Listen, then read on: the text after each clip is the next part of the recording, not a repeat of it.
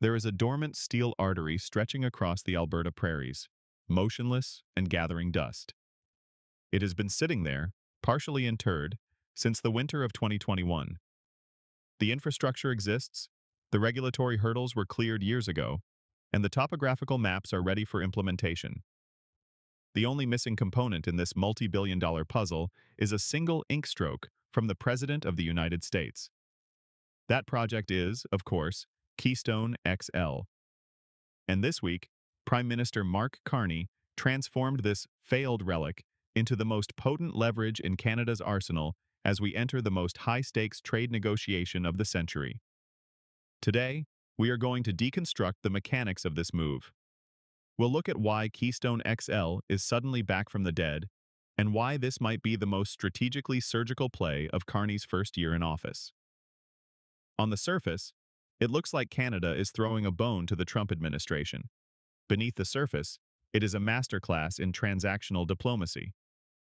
To understand the 2026 strategy, we have to look at the wreckage of the last decade. Originally conceived in 2008, Keystone XL was designed to be the ultimate energy bridge, carrying 830,000 barrels of crude per day from the Alberta oil sands down through Montana, South Dakota, and Nebraska, eventually feeding the massive storage nodes in Cushing, Oklahoma, and the refineries of the Gulf Coast. For 12 years, the pipeline was the primary casualty of a political tug-of-war. It was authorized, then vetoed, then revived, then finally executed by Joe Biden on his very first day in the Oval Office. Alberta was left holding a $1.3 billion bill for a project that was effectively decapitated. But here is the detail the world forgot. Canada didn't stop building until the very last second. Roughly 150 kilometers of that steel is already in the ground on the Canadian side of the border. The permits are active. The land use agreements are valid. It has been a shovel-ready project waiting for a political climate that understands the value of North American energy security. Enter South Bow. This isn't just another energy firm. It's a tactical spin-off created by TC Energy in 2024 specifically to salvage the Keystone XL assets. While the world was looking elsewhere, South Bow has been quietly engineering a Plan B. Their American dance partner is Bridger Pipeline, which recently submitted a 1,038-kilometer proposal to Montana regulators. The goal? To connect the U.S.-Canada border in Phillips County, Montana, directly to the energy hub in Guernsey, Wyoming. If this project crosses the finish line, Canada's energy footprint in the United States grows by more than 12% almost overnight. We are talking about 500,000 additional barrels of high-value crude flowing south every single day, precisely when the U.S. is desperate to lower domestic fuel costs. The roadmap for this revival wasn't drawn in Houston. It was drafted in the White House back in October. Carney sat down for a closed-door session with Trump, their second meeting since the Canadian election. At the time, the air was thick with tension. Tariffs were mauling Canadian aluminum and steel, and the CUSMA, USMCA review was looming like a storm cloud on the horizon. Carney didn't walk in with a list of demands. He walked in with a question. He asked the president, if the private sector were to find a way to breathe life back into Keystone XL, would your administration be a partner or an obstacle? According to sources close to the discussion, the president's response was immediate and positive. Carney didn't give Trump the pipeline. He planted the seed of a possibility. He identified a personal white whale for the president and signaled that Canada was open to a deal, provided the terms were right. That isn't a surrender. It's the definition of positioning. Fast forward to this week at the CERAWeek Energy Summit in Houston. Canada's heavy hitters, Natural Resources Minister Tim Hodgson and Ambassador Mark Weisseman, sat across from U.S. Energy Secretary Chris Wright and Interior Secretary Doug Burgum. The South Bow Bridger proposal wasn't just mentioned, it was the centerpiece of the conversation. Within hours, a White House spokesperson confirmed that Trump's energy team is working diligently with Canadian counterparts to expedite the permitting process. Let that sink in. A White House that has spent the last year threatening Canada with national security tariffs and trade wars is now publicly admitting that it is collaborating with Ottawa to build a massive infrastructure project. This shift didn't happen because Washington had a change of heart. It happened because Carney gave them a win they couldn't ignore, and then attached a price tag to it. But Carney is a central banker by trade. He never relies on a single counterparty. While he was dangling Keystone XL in Houston, Minister Hodgson delivered a second, far more sobering message. He reminded his American counterparts that while Canada currently fills 63% of the gap between what America produces, 13 million barrels, and what it consumes, 20 million barrels, that dependency is a choice, not a destiny. Hodgson was explicit. Canada is nearing completion on the Trans Mountain (TMX) expansion. That project adds 300,000 barrels per day of capacity directly to the Pacific coast. The ultimatum was clear. We can send this oil to your refineries in the Gulf via Keystone, or we can put it on tankers 5 in Burnaby and send it to Japan, South Korea, and China.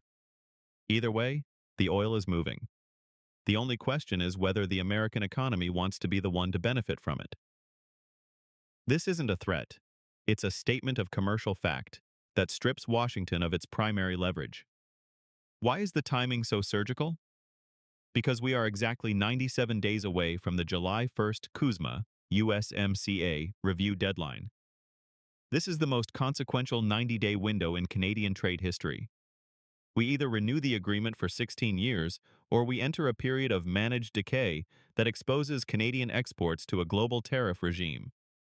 Trump's trade representative, Jamieson Greer, has already signaled that he wants blood in the water, demanding total access to Canadian dairy and an end to provincial alcohol regulations.